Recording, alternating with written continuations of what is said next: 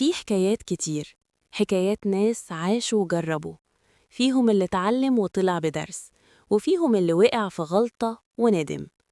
القصص دي لو سمعناها بقلب مفتوح وعقل صاحي ممكن تكون نور لينا في طريقنا، تعلمنا ازاي نعيش صح وناخد بالنا من مطبات الدنيا. والحكاية اللي هنحكيها النهاردة فيها عبرة لكل قلب وعقل، عشان كل واحد فينا يعرف إن الحياة مليانة دروس، وإننا لازم نتعلم من تجارب بعض.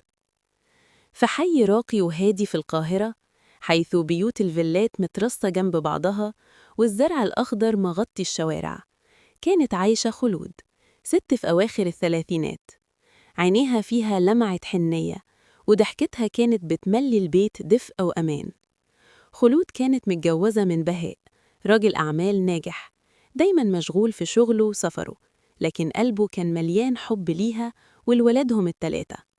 رحمة، البنت الذكية اللي بتحلم تبقى مهندسة معمارية، وفارس، الشاب الصغير اللي بيعشق الكورة، ويارا، البنت اللي بضحكتها كانت بتخلي البيت مليان بهجة.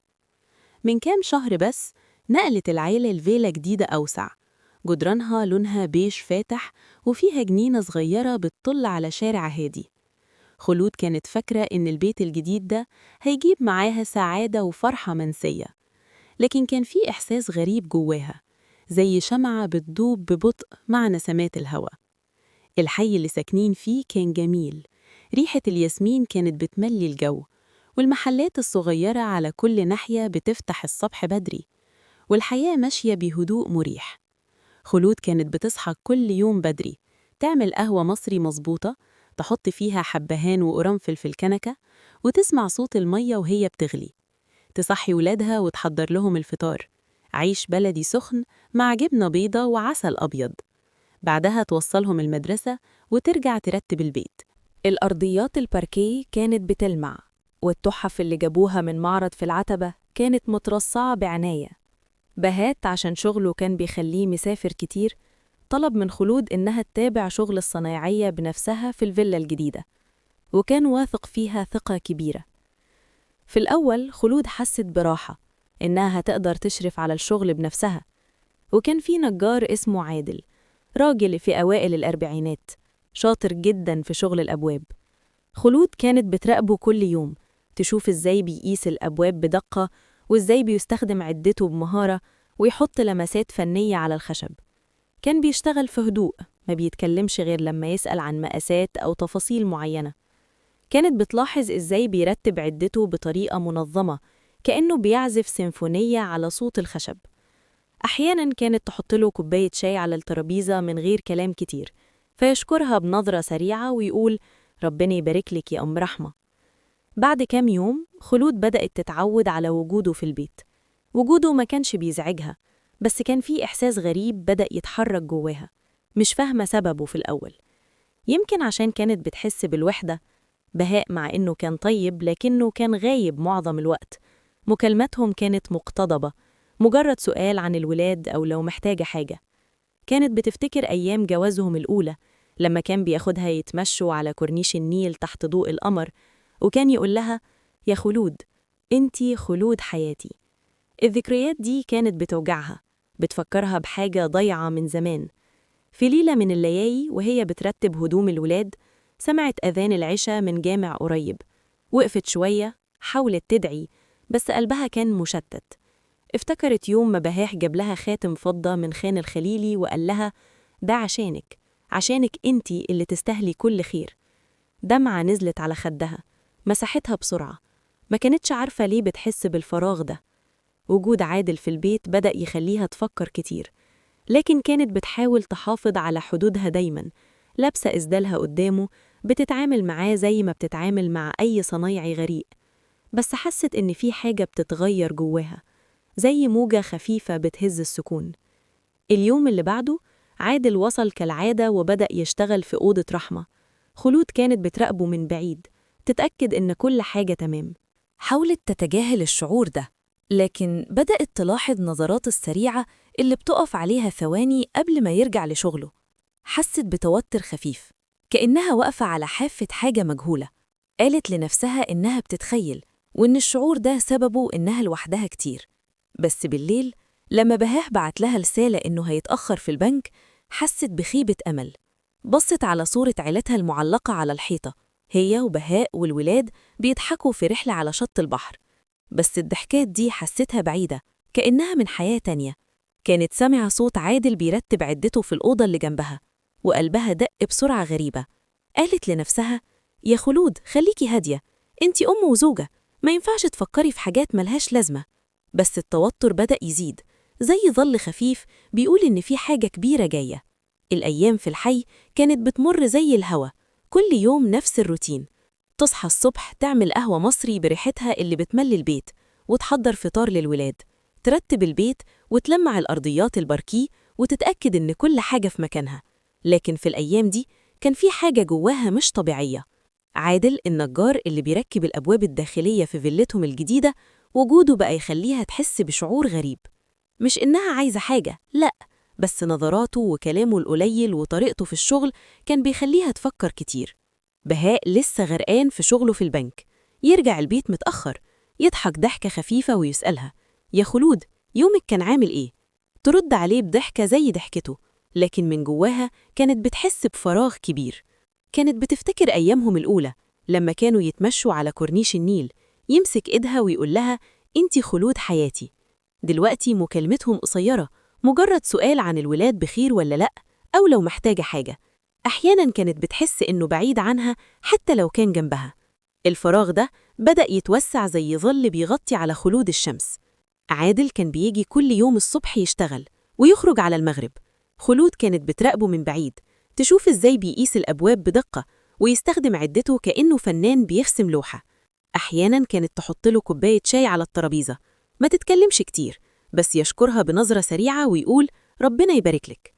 أول ما بدأ الشغل كانت بتحافظ على الحشمة دايماً، لابسة إسدال وخمار قدامه زي عادتها مع أي غريب. بس مع الوقت بدأت ترتاح لوجوده شوية، يعني مش ترتاح له بالمعنى الغلط، لكن حست إنه محترم، ما بيتكلمش غير في الشغل. يوم من الأيام خلود كانت في المطبخ بتعمل محشي كرنب للغدا.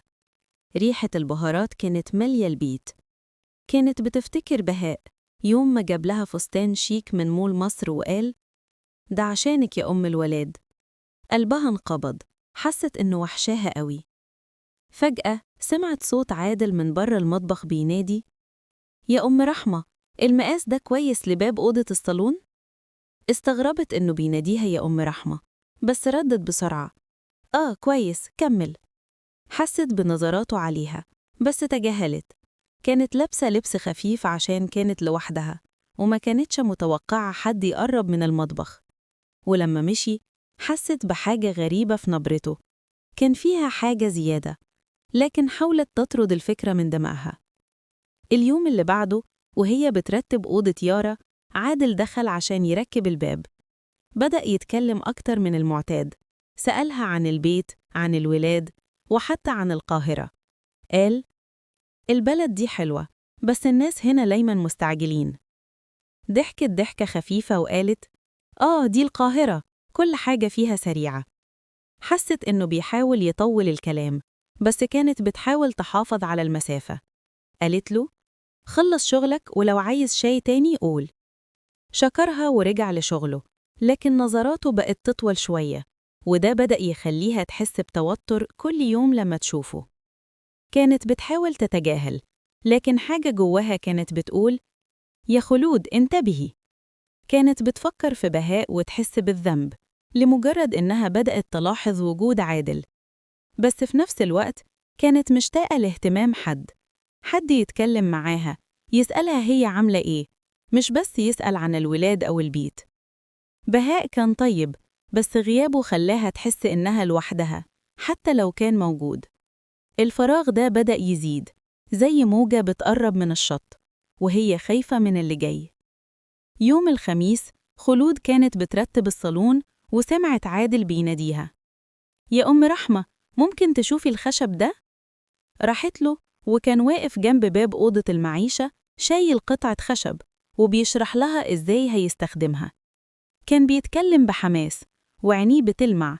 حست بحاجة غريبة، كلامه ما كانش بس عن الخشب. ردت بسرعة: شكله كويس، كمل. بس لما مشيت حست إنها مش على بعضها، وقلبها كان بيدق بسرعة وما كانتش عارفة ليه. رجعت للمطبخ وبدأت تقول لنفسها: اللي حصل عادي، عادل محترم وما قالش حاجة غلط، بس نظراته وطريقة كلامه فيها حاجة مش عادية. قالت لنفسها: يا خلود، ما تفكريش في حاجات ملهاش لازمة، ده مجرد شغل. لكن التوتر مرحش، حست إنها غلطانة حتى لو ما عملتش حاجة. افتكرت يوم ما كانت بتمشي مع بهاء في مول مصر، وكان بيضحك ويقول: كل حاجة بتبقى أحلى وانتي جنبي. دمعة نزلت على خدها، مسحتها بسرعة، ما كانتش عايزة حد يشوفها بتعيط. بالليل لما رجع بهاء كان تعبان قوي. قال: يا خلود، النهاردة كان يوم طويل، الأبواب عاملة إيه؟ قالت: كل حاجة تمام، عادل خلص الشغل بسرعة. حست إنها عايزة تقوله حاجة، بس معرفتوش إزاي، خافت إنه يفهمها غلط. قعدوا يسالفوا شوية، بس كلامه كان عن الشغل وهي كانت مشتتة. طلعت تشوف الولاد. رحمة كانت بتقرأ كتاب، وفارس بيلعب بلاي ستيشن، ويارا بترسم. حست براحة وهي شايفاهم، لكن التوتر كان لسه جواها. اليوم اللي بعده وهي بتراقب عادل وهو بيركب باب أوضة فارس، حست إنه بيطول في الكلام. قال: الأوضة دي شكلها مريح. ردت: الولاد بيحبوا أوضهم. بس حست إن كلامه مش بس عن الأوضة. اليوم اللي بعده كان الجو حر جدا. خلود كانت بتكنس الصالون ولابسة لبس خفيف عشان الحر، وما كانتش متوقعة حد يدخل من غير ما يخبط. فجأة سمعت صوت خطوات عادل وهو داخل يشيل الباب اللي خلصه. قال: صباح الخير يا أم رحمة. اتلبخت شوية وبصت له بسرعة وهي بتقول: صباح النور. لاحظت إن عينه اتعلقت عليها ثواني زيادة، لكن ما تكلمش. رجع تاني يشيل الباب ويشتغل وكأن مفيش حاجة. خلود حست بضيق، مش عارفة ده مجرد توهم ولا فعلا في حاجة غلط في نظرته. فضلت تكمل شغلها وهي بتقول لنفسها: خليكي عاقلة يا خلود، ما تديش الموضوع أكبر من حجمه. بعد شوية عادل قال: معلش يا أم رحمة، أنا هضطر أجي بكرة بدري عشان أخلص الشغل قبل ميعاد السفر. ردت بسرعة: تمام، براحتك. لكن جواها حست إن وجوده بقى تقيل عليها، مش مرتاحة زيه في الأول. بالليل بهاء رجع تعبان جدا، أخد دش ونزل عشان يتعشى معاها. قال لها: على فكرة يا خلود، أنا ممكن أسافر كام يوم مؤتمر للشغل، هبقى أسيب عادل يخلص كل حاجة لحد ما أرجع. اتسمرت مكانها، قلبها وقع. قالت بسرعة: لا يا بهاء، خلي الشغل لما ترجع، مفيش استعجال. بصلها باستغراب: ليه بس؟ ده الراجل شغله كويس. حاولت ترد بشكل طبيعي: ماشي زي ما تحب. لكن طول الليل ما قدرتش تنام. فضلت تفكر: أنا مش مرتاحة لوجوده لوحده في البيت، لازم ألاقي طريقة أخلص الموضوع ده. الصبح خلود أخدت قرار، استغلت فرصة إنها لوحدها. اتصلت على عادل وقالت له بنبرة هادية لكن حازمة: يا أستاذ عادل، لو سمحت الشغل هنأجله شوية لحد ما بهاء يرجع، أنا مشغولة ومش هعرف أكون موجودة دلوقتي. سكت لحظة وبعدين قال: زي ما تحبي يا أم رحمة، أنا تحت أمرك. قفلت السكة وحست براحة غريبة، زي جبل اتشال من فوق صدرها. رجعت تنظم البيت، ولما جه بهاء بالليل قالت له: بصراحة يا بهاء، أنا مش مرتاحة حد يشتغل في البيت وإنت مش موجود، خليها لما ترجع. بهاء ابتسم وقال: حاضر يا خلود، زي ما تحبي. وساعتها بس خلود حست أنها حمت بيتها من حاجة كانت ممكن تكبر. عدت الأيام، بهاء سافر ورجع بعد كام يوم، والشغل في البيت اتأجل لحد ما هو كان موجود. عادل خلص شغله ومشي ومرجعش تاني. خلود بعد اللي حصل اتعلمت حاجة كبيرة، إن أوقات الفراغ العاطفي ممكن يفتح باب خطر حتى لو كان الشخص نفسه ما عندوش نية غلط. بقت تهتم بنفسها أكتر وتتكلم مع بهاء عن اللي ناقص بينهم، وهو بدأ يسمعها ويحاول يعوضها. وحست إن ربنا سترها من فتنة كانت ممكن تهد بيتها بسبب لحظة ضعف ووحدة. القصة دي مش بس عن شغل نجار في بيت ست وحيدة، لكن عن الفراغ اللي ممكن يفتح أبواب كتير غلط، وإزاي الست لازم تكون حكيمة وتحمي نفسها وبيتها وتحافظ على حدودها حتى لو الطرف التاني شكله محترم.